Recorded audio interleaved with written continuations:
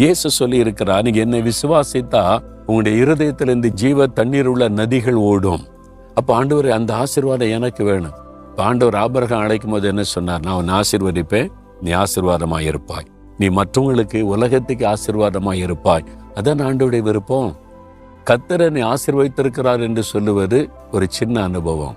கர்த்தர் என்னை அநேகருக்கு ஆசீர்வாதமாய் வைத்திருக்கிறார் என்பதுதான் உண்மையான இயேசுவனுடைய பூரண ஆசீர்வாதம். இந்த ஆசீர்வாதம் உங்களுக்கு இருக்குதா?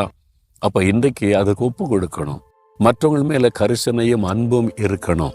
நான் எப்படி மற்றவங்களுக்கு ஆசீர்வாதமாய் இருப்பது என்பதை சிந்தித்து அதற்காக ஜெபிக்கும் போது தேவன் உங்களை எப்படி பயன்படுத்துவார்?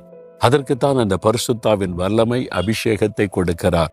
நீங்க உங்க ஜெபம் உங்களை சுற்றி இருக்கிற மக்களுக்கு நன்மை கொண்டு வரும், சுகத்தை கொண்டு வரும், ஆசீர்வாதத்தை கொண்டு வரும். நீங்க வேலை செய்யற இடத்துல உங்களால் அநேகர் ஆசீர்வதிக்கப்படுவாங்க. அந்த மாதிரி நீங்க மற்றவங்களுக்கு ஆசீர்வாதமாய் இருக்க தெரிந்து கொள்ளப்பட்டவர்கள். அப்ப இயேசுவை நாம விசுவாசிக்கிறேன், நீங்க என் கூட இருக்கிறீங்க, நான் ஒரு நதியை போல அநேகருக்கு ஆசீர்வாதமா இருக்கணும், என்னை அப்படி பயன்படுத்துங்கன்னு சொல்லுங்க. இன்றையிலிருந்து உங்களுடைய வாழ்க்கையில நல்ல செழிப்பை காண்பீங்க. நீங்க மற்றவங்களுக்கு ஆசீர்வாதம் இல்லாட்டா தாறு வறண்டு போனாரு. தண்ணி ஓடலன்னு வைங்களேன், யாருக்கு என்ன பிரயோஜனம்?